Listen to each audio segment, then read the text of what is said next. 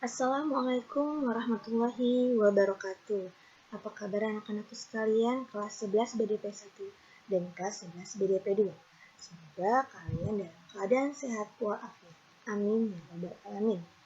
Hari ini adalah mapel administrasi transaksi, di mana hari ini kita pertemuan kedua. Pada pertemuan kedua kali ini, Ibu akan membahas tentang KD memahami SOP administrasi transaksi, di mana Ibu akan membagi KD ini menjadi 2 kali pertemuan. Pertemuan hari ini yang akan kita bahas yaitu adalah sebagai berikut.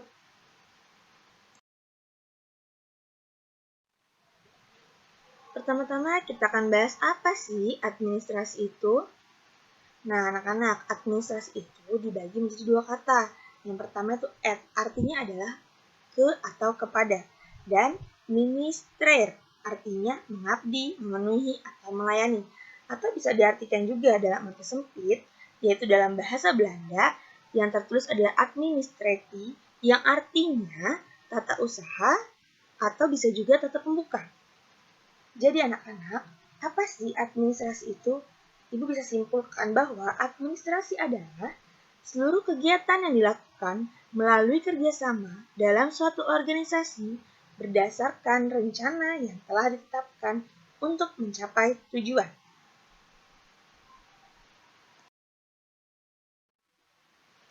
Setelah kita tahu apa tadi administrasi, sekarang kita harus tahu apa sih sekarang nih transaksi nih.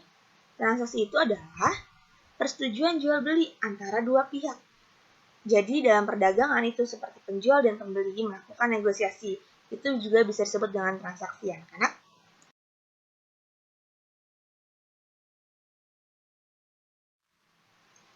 Nah, setelah kita tahu nih tadi administrasi apa, transaksi apa.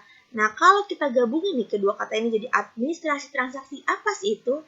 Yaitu adalah kegiatan untuk mencatat perubahan-perubahan posisi keuangan sebuah perusahaan yang dilakukan secara kronologis dengan metode tertentu, sehingga hasil catatan dapat dikomunikasikan kepada pihak lain. Setelah kita tahu arti administrasi transaksi itu apa, selanjutnya kita harus tahu juga nih anak-anak, kegiatan administrasi itu ngapain aja sih? Ya, di sini ada menghimpun, mencatat, mengelola, menggandakan, mengirim, dan menaruh. Kita bahas pertama menghimpun. Menghimpun adalah mengumpulkan segala sesuatu keterangan yang awalnya berserakan sehingga dapat digunakan. Yang kedua mencatat, artinya membukukan berbagai transaksi atau berbagai keterangan. Yang ketiga adalah mengelola, yaitu memperbanyak, menyalin, dan membuat informasi menjadi baru sehingga lebih bermanfaat. Yang keempat, yaitu menggandakan, artinya memperbanyak dengan berbagai metode atau cara dan menggunakan berbagai alat. Yang kelima, mengirim, artinya menyampaikan dari satu pihak ke pihak yang lain. Dan yang terakhir adalah menaruh, yaitu kegiatan meletakkan di tempat tertentu dengan maksud mudah untuk ditemukan kembali. Ya, ini harus runtut ya anak-anak, tidak boleh acak-acakan. Jadi dari menghimpun sampai ke menaruh harus runtut seperti ini. Oke, selanjutnya kita akan bahas fungsi administrasi. Fungsi administrasi itu ada 7. Yang pertama ada planning atau perencanaan. Perencanaan merupakan kegiatan untuk mengumpulkan data awal, pengelolaan data, hingga menyusun rencana untuk membuat sebuah pekerjaan atau proyek tertentu.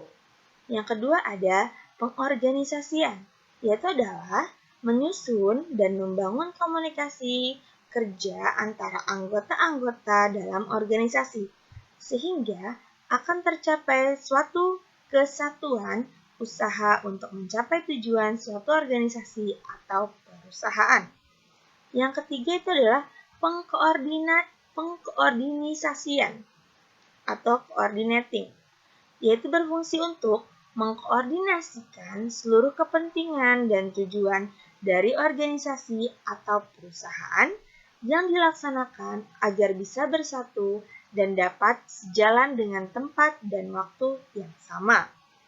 Yang keempat itu reporting atau pelaporan, Ya, dia sebagai pelaporan adalah memberikan informasi mengenai apa yang telah dilakukan dalam sebuah kegiatan sebagai salah satu bentuk bertanggung jawab.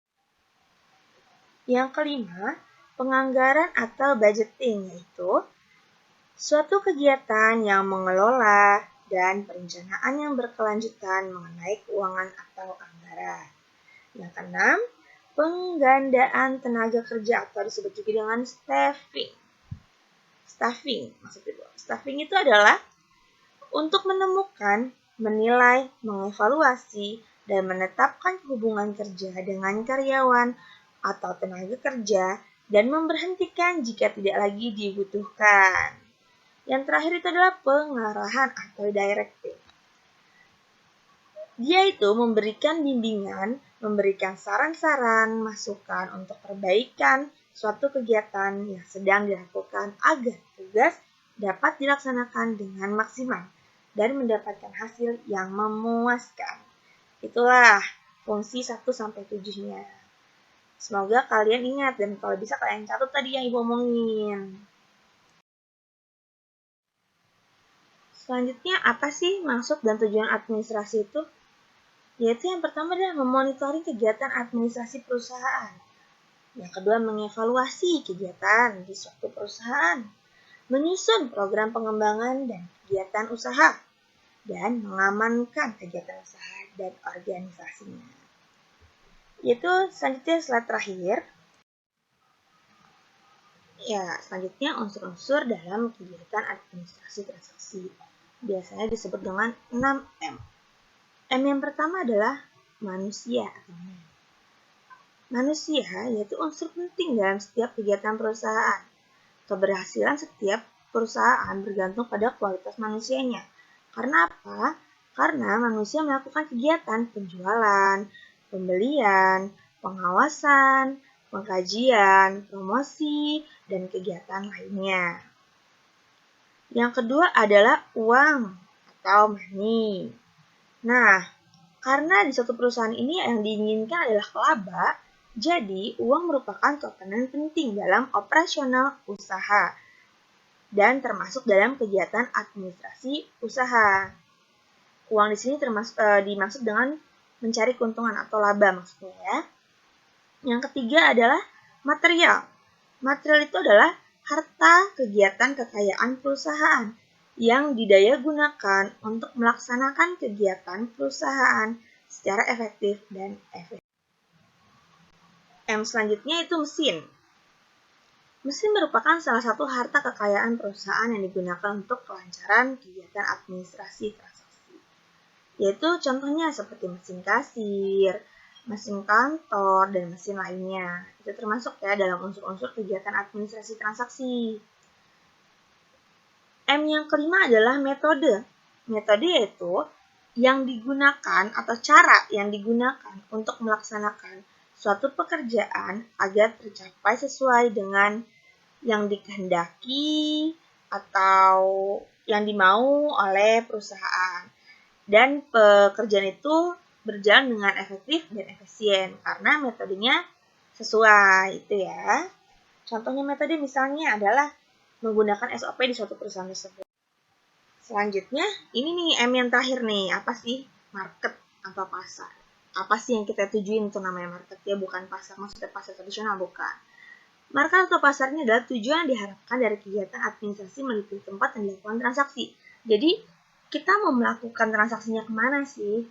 Kita mau, kalau kita punya perusahaan kopi nih, kita mau jual kemana? Nah, itulah market kita siapa. Gitu ya maksudnya anak-anak.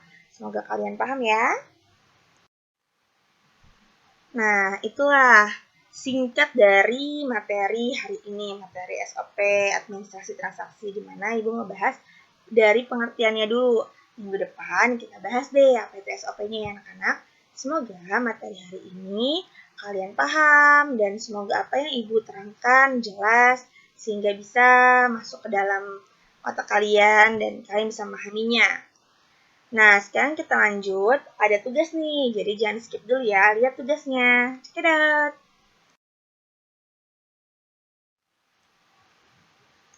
Ini ya tugas kalian anak-anak kali ini Ibu kasih 5 soal, di mana nomor 1 sampai nomor 5 udah Ibu terangin sih. Kalau kalian benar-benar nyimak, pasti kalian bisa jawab. Kalau misalnya ada yang kurang, kalian bisa cari juga di internet ya anak-anak.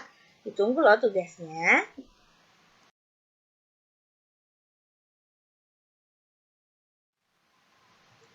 Seperti biasa, tugas dikerjain di buku tulis kalian. Habis kalian tulis di buku tulis, kalian foto tuh tugasnya. Kirim deh ke email Ibu. Kalau kelas 11 BDP 1, kirimnya ke email Bu Eti ya. Nih emailnya ada di sini. Kalau untuk BDP 2, kirim ke email Bu Fajrin. Emailnya juga sudah tertera. Dan jangan lupa loh absen nih di link berikut ini. Kalau kalian lupa absen, dianggap nggak hadir. Oke anak-anak. Terima kasih anak-anak. Sekian materi hari ini, administrasi transaksi kelas 11 pertemuan kedua. Wassalamualaikum warahmatullahi wabarakatuh. Semoga bermanfaat.